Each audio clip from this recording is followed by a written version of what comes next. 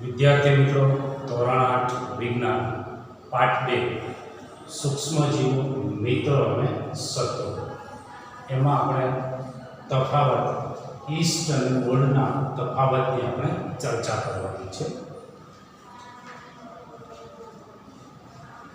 East અને gold એ બંને એક પ્રકારની ફૂગ છે. ઈસ્ટ એક કોષીય છે અને ગોલ્ડ એ બહુકોષીય છે.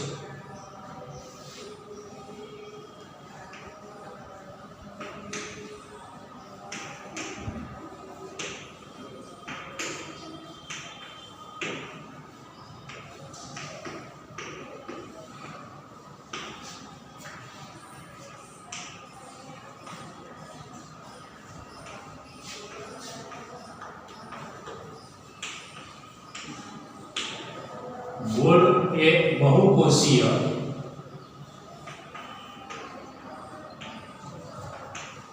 ફૂગ છે. ઈસ્ટ ઓક્સિજનની હાજરીમાં અને ઓક્સિજન વગર એ પોતાનું જીવન ટકાવી શકે છે.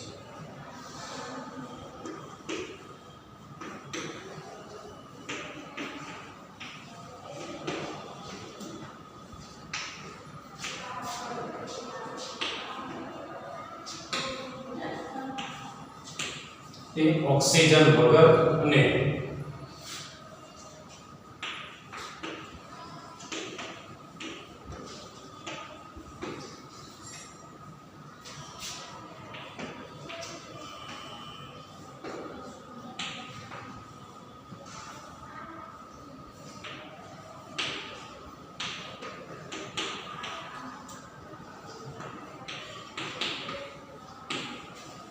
એટલે કે ઈસ્ટને પોતાનું જીવન ટકાવી રાખવા માટે ઓક્સિજન જરૂરી પણ છે અને ઓક્સિજન ન હોય તો પણ તે પોતાનું જીવન ટકાવી રાખે છે.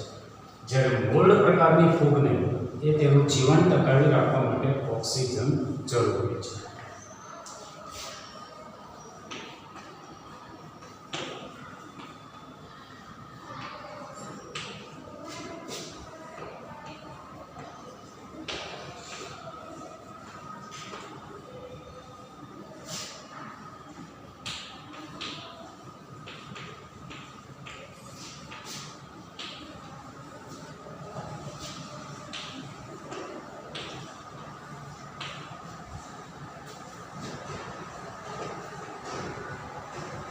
ઈસ્ટ એ ફાયદાકારક ફૂગ છે. એટલે કે ઢોકળામાં, ઇડલીમાં આથો લાવવા માટે ઈસ્ટ ઉપયોગી છે. બ્રેડ, બિસ્કિટ, પાઉં એ પોચા અને ફૂલેલા બનાવવા માટે પણ ઈસ્ટ ઉપયોગી છે. ઈસ્ટ એ ફાયદાકારક ફૂગ છે.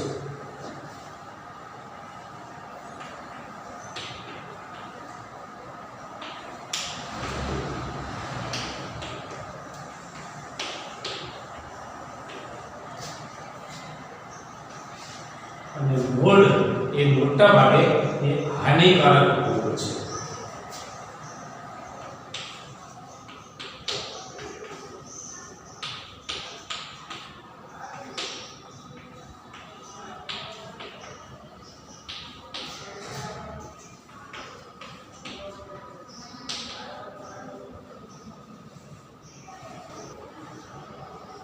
હવે આપણે નાઇટ્રોજન ચક્ર વિશે માહિતી મેળવીએ.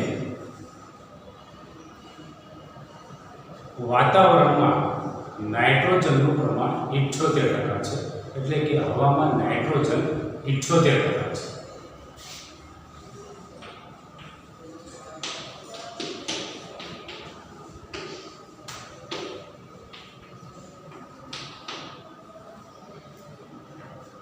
બધા જ સજીવો એ નાઇટ્રોજનનો સીધો જ ઉપયોગ કરી શકતા નથી. એટલે કે પ્રાણીઓ એ નાઇટ્રોજન વાયુનો સીધો ઉપયોગ કરી શકતા નથી. વનસ્પતિ એ નાઇટ્રોજનનો ઉપયોગ તેના સંયોજન સ્વરૂપે કરી શકે છે. વાતાવરણમાં નાઇટ્રોજન 78%.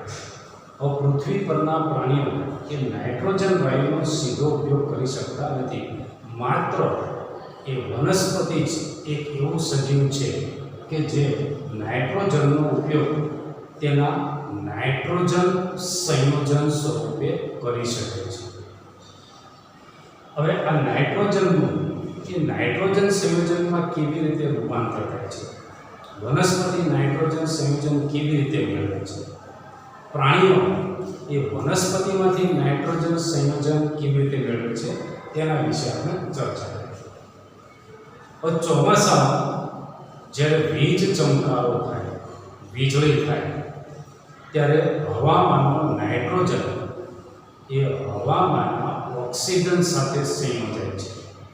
નાઇટ્રોજન અને ઓક્સિજન એ બંને સંયોજાય એટલે નાઇટ્રોજનના ઓક્સાઇડ બને છે. આ નાઇટ્રોજનના ઓક્સાઇડ એ પાણીમાં દ્રાવ્ય છે, એટલે કે પાણીમાં ઓગળે છે.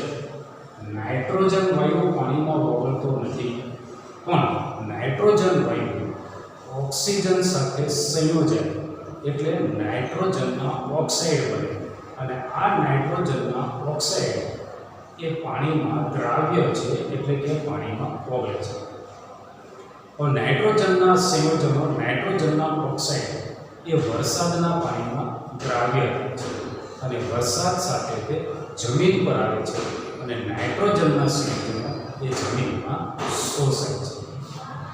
આ ઉપરાંત વનસ્પતિના મૃતદેહો એટલે કે વનસ્પતિના જુદા જુદા ભાગો, સડી ગયેલા ભાગો, પ્રાણીઓના મળમૂત્ર, પ્રાણીઓના મૃતદેહો એ જમીનમાં હોય ત્યારે જમીનમાં રહેલા કેટલાક બેક્ટેરિયા અને ફૂગ દ્વારા તેમાંથી એ નાઇટ્રોજન સંયોજનો છૂટા આવે છે.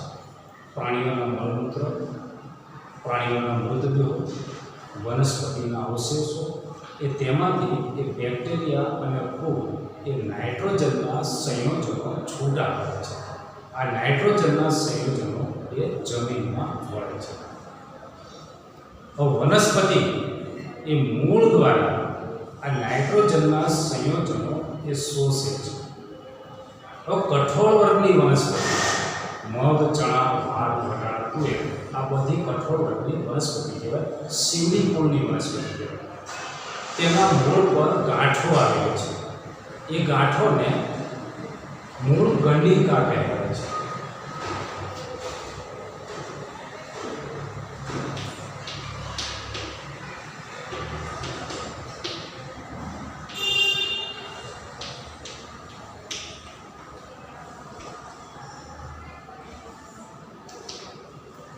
મૂળ પર આવેલી ગાંઠો એ મૂળ ગંડિકા કહેવાય છે અને મૂળ ગંડિકામાં રાઇઝોબિયમ નામના બેક્ટેરિયા વસવાટ કરે છે. આ બેક્ટેરિયા હવામાં જે નાઇટ્રોજન છે એ નાઇટ્રોજનનું શોષણ કરી અને તેનું નાઇટ્રોજન સંયોજનમાં રૂપાંતર કરે છે અને આ નાઇટ્રોજન સંયોજનો એ જમીનમાં સ્થાપિત થાય છે. તો આમ નાઇટ્રોજન સંયોજનો 3 પ્રકારે જમીનમાં સ્થાપિત થાય છે. વીજ ચમકારો થાય ત્યારે નાઇટ્રોજનના ઓક્સાઇડ બને છે. વરસાદના પાણીમાં દ્રાવ્ય તે જમીન પર આવે છે. જમીનમાં રહેલા બેક્ટેરિયા, ફૂગ, એ પ્રાણીઓના મળમૂત્ર, મૃતદેહો, વનસ્પતિના અવશેષોમાંથી નાઇટ્રોજનના સંયોજનો મુક્ત કરે છે, જમીનમાં ભળે છે. રાઇઝોબિયમ બેક્ટેરિયા એ નાઇટ્રોજનના સંયોજનોને જમીનમાં ભેળવે છે. હવે વનસ્પતિ મૂળ દ્વારા જ્યારે પાણીનું શોષણ કરે છે ત્યારે જમીનમાં રહેલા નાઇટ્રોજન સંયોજનો એ વનસ્પતિ મૂળ દ્વારા શોષે છે. હવે વનસ્પતિ આ નાઇટ્રોજન સંયોજનનો ઉપયોગ પ્રોટીન બનાવવા માટે તેમજ અન્ય પદાર્થોના સંશ્લેષણ માટે કરે છે. હવે પ્રાણીઓ એ વનસ્પતિનો ખોરાક તરીકે ઉપયોગ કરે છે. તો પ્રાણીઓ એ જે વનસ્પતિનો ખોરાક તરીકે ઉપયોગ કરે છે તે વનસ્પતિમાંથી એ પ્રોટીન મેળવે છે અને નાઇટ્રોજનમાંથી બનેલા અન્ય સંશ્લેષિત પદાર્થો મેળવે છે. એટલે નાઇટ્રોજનના સંયોજનો એ વનસ્પતિમાંથી એ પ્રાણીઓના શરીરમાં આવે છે. હવે વનસ્પતિ પ્રાણીઓ એ મૃત્યુ પામે ત્યારે તેમના મૃતદેહો પ્રાણીઓના મળમૂત્ર આ વૃક્ષ એ જમીનમાં ભળે છે, જમીનમાં દટાય છે, ત્યારે જમીનમાં રહેલા બેક્ટેરિયા, ફૂગ, જેને વિઘટકો કહેવાય છે, તેમાંથી એટલે કે પ્રાણીઓના મળમૂત્ર, પ્રાણીઓના મૃતદેહો અને વનસ્પતિના અવશેષો એ તેમાંથી ફરીથી એ નાઇટ્રોજનના સંયોજનો મુક્ત કરે છે, છૂટા કરે છે. આ નાઇટ્રોજનના સંયોજનો ફરીથી પાછા જમીનમાં મળે છે. તો કેટલાક પ્રકારના બેક્ટેરિયા, એઝોટોબેક્ટર, કેટલાક બેક્ટેરિયા એ નાઇટ્રોજન નાઇટ્રોજનના જે સંયોજનો છે એ નાઇટ્રોજનના સંયોજનમાંથી ફરીથી એ નાઇટ્રોજન વાયુમાં રૂપાંતર કરે છે. નાઇટ્રોજન સંયોજનમાંથી નાઇટ્રોજન વાયુ મુક્ત કરે છે અને નાઇટ્રોજન વાયુ એ વાતાવરણમાં ભળે છે, જેના કારણે વાતાવરણમાં એ નાઇટ્રોજનનું પ્રમાણ જળવાઈ રહે છે. આમ એ નાઇટ્રોજન વાયુના તબક્કાવાર પરિવર્તનને નાઇટ્રોજન ચક્ર કહેવાય છે. નાઇટ્રોજન વાયુના તબક્કાવાર પરિવર્તનને નાઇટ્રોજન ચક્ર કહે છે. હવે નાઇટ્રોજન ચક્રની આકૃતિ એ તમને ફોટા દ્વારા રજૂ કરેલી છે અને તેની માહિતી પણ ફોટામાં મૂકેલી છે, જેની આપણે ચર્ચા કરીએ. વિદ્યાર્થી મિત્રો, નાઇટ્રોજન ચક્રની આકૃતિ ફોટામાં દર્શાવેલી છે. એ આકૃતિમાં જુઓ તમે તેનો અભ્યાસ કરો. વાતાવરણીય નાઇટ્રોજન એટલે હવામાં રહેલો, વાતાવરણમાં રહેલો નાઇટ્રોજન 78%.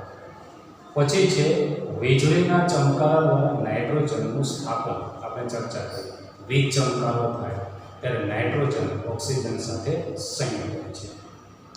પછી નાઇટ્રોજન સ્થાપક બેક્ટેરિયા નીલહરિત લીલ દ્વારા વાતાવરણીય નાઇટ્રોજનનું જમીનમાં સ્થાપન થાય છે અને બેક્ટેરિયા દ્વારા એ સ્થાપિત નાઇટ્રોજનનું ક્ષારોમાં રૂપાંતર થાય છે. ભૂમિમાં રહેલા નાઇટ્રોજન સંયોજનો એ વનસ્પતિ ઉપયોગ કરે છે. વનસ્પતિને પ્રાણીઓ ખાય છે. એ પ્રાણીઓના મૃતદેહો, મળમૂત્ર, વનસ્પતિના મૃતદેહો ફરી પાછા જમીનમાં મળે છે અને જમીનમાં રહેલા કેટલાક બેક્ટેરિયા એ નાઇટ્રોજનયુક્ત સંયોજનોનું નાઇટ્રોજનમાં રૂપાંતર કરે છે, જે વાતાવરણમાં પાછો પડે છે. આ આકૃતિ એ તમને દર્શાવેલી છે. હવે માહિતી મેળવીએ વિગતવાર. વાતાવરણમાં નાઇટ્રોજન વાયુ 78% છે. પ્રાણીઓ એ નાઇટ્રોજનનો સીધો જ ઉપયોગ કરી શકતા નથી. વનસ્પતિ પણ નાઇટ્રોજનનો સીધો જ ઉપયોગ કરી શકતી નથી, પણ તેનો નાઇટ્રોજન સંયોજન સ્વરૂપે ઉપયોગ કરે છે. માત્ર વનસ્પતિ જ નાઇટ્રોજન સંયોજન સ્વરૂપે ઉપયોગ કરી શકે છે. જમીનમાં રહેલા રાઇઝોબિયમ બેક્ટેરિયા, હમણાં જ આપણે ચર્ચા કરી, કઠોળ વર્ગની વનસ્પતિ, શીંગની મૂળની વનસ્પતિ, એની મૂળની ગાંઠો ઉપર મૂળ ગંડિકા, એમાં રાઇઝોબિયમ બેક્ટેરિયા. આ રાઇઝોબિયમ બેક્ટેરિયા, એઝોટોબેક્ટર બેક્ટેરિયા અને એનાબીના તેમજ નોસ્ટક પ્રકારની લીલ, બે પ્રકારના બેક્ટેરિયા, રાઇઝોબિયમ બેક્ટેરિયા, એઝોટોબેક્ટર બેક્ટેરિયા, એનાબીના અને નોસ્ટક પ્રકારની લીલ એ વાતાવરણમાં રહેલા નાઇટ્રોજન સંયોજનમાં રૂપાંતર કરી અને જમીનમાં સ્થાપન કરે છે. હવે આકાશમાં વીજળીનો ચમકારો થાય ત્યારે વાતાવરણમાં નાઇટ્રોજન એ ઓક્સિજન સાથે સંયોજાય છે અને નાઇટ્રોજનના ઓક્સાઇડ બનાવે છે. આ નાઇટ્રોજનના ઓક્સાઇડ એ વરસાદના પાણીમાં ઓગળી અને જમીન પર આવે છે. જમીનમાં નાઇટ્રોજનના સંયોજનો બને છે અને આ નાઇટ્રોજન સંયોજનો એ નાઇટ્રોજન ક્ષારમાં રૂપાંતરિત થાય છે. વનસ્પતિ તેનો ઉપયોગ ભૂમિમાંથી મૂળ તંત્ર દ્વારા કરે છે. વનસ્પતિ આ નાઇટ્રોજનનો ઉપયોગ પ્રોટીન તેમજ અન્ય સંયોજનોના સંશ્લેષણ માટે બનાવવા માટે કરે છે.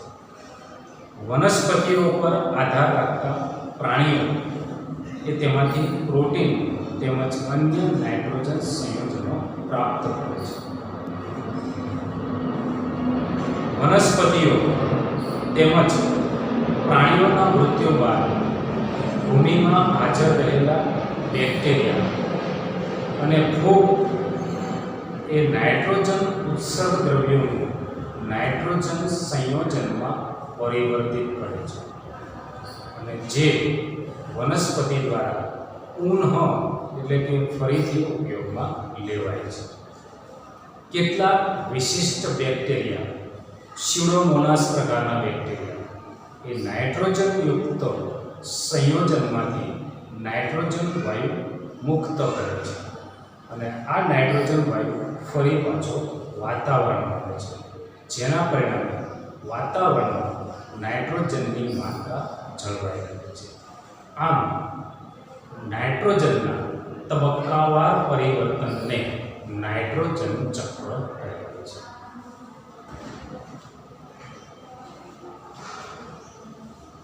તો ખાદ્ય પદાર્થોના જાળવણીની વિવિધ પદ્ધતિઓ, એટલે કે આપણે જે ખાદ્ય પદાર્થ આપણે જે ખોરાક ખાઈએ છીએ એ ખોરાકને જાળવી રાખવા માટે, સાચવી રાખવા માટેની પદ્ધતિઓ છે.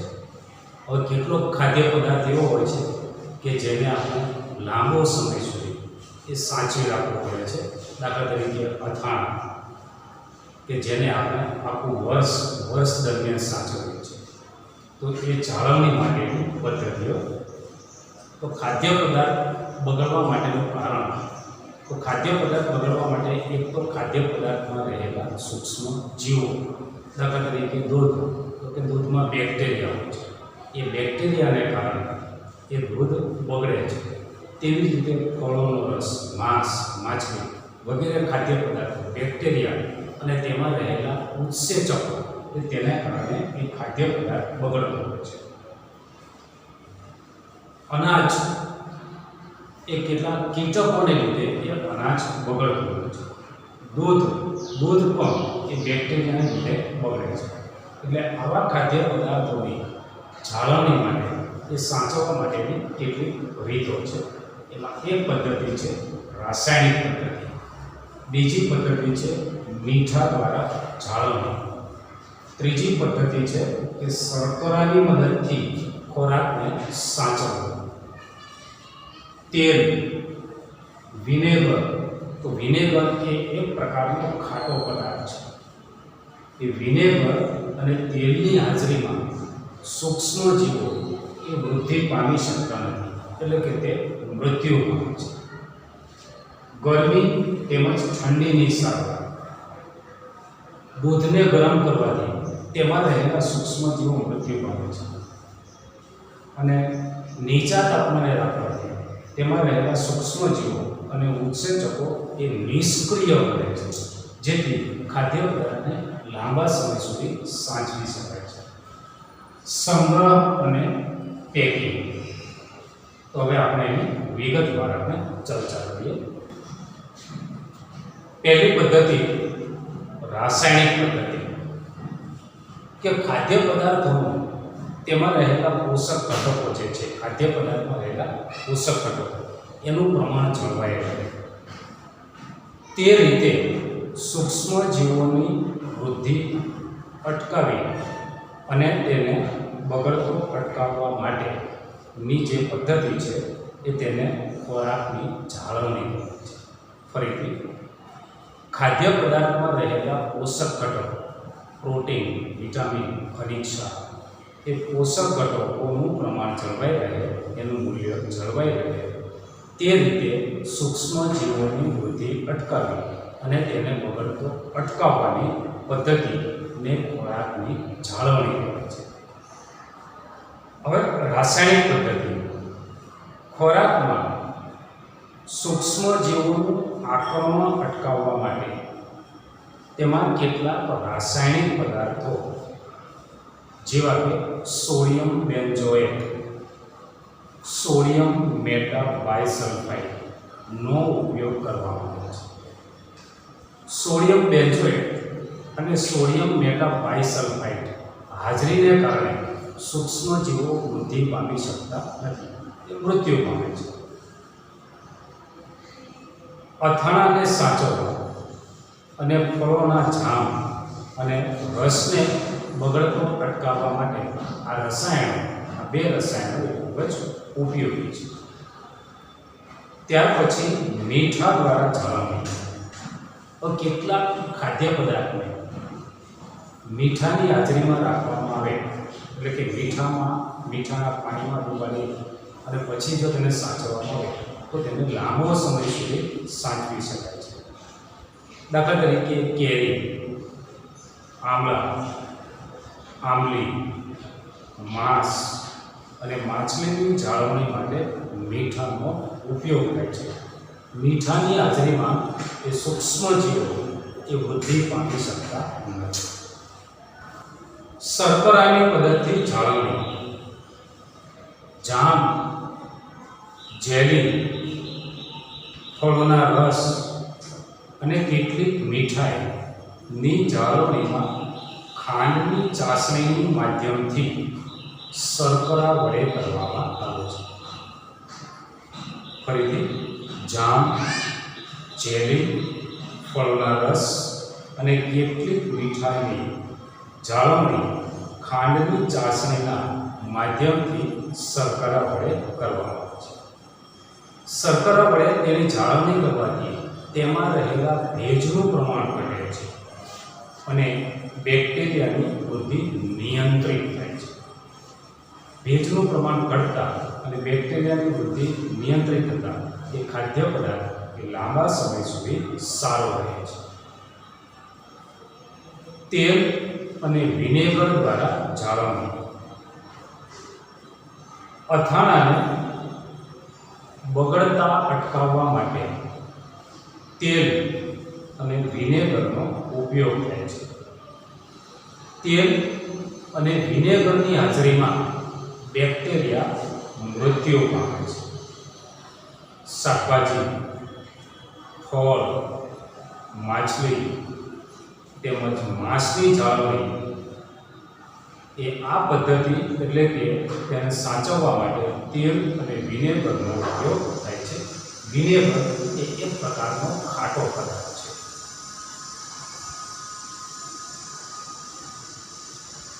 ગરમી તેમજ ઠંડીની સારવાર.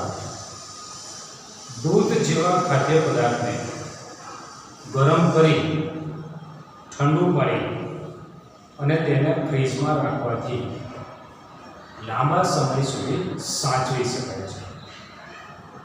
ખાદ્ય પદાર્થને ફ્રીજમાં રાખવાથી તેમાં રહેલા સૂક્ષ્મજીવોની વૃદ્ધિ અટકે છે અને તેને ગરમ કરવાથી એ સૂક્ષ્મજીવો મૃત્યુ પામે છે, નાશ પામે છે.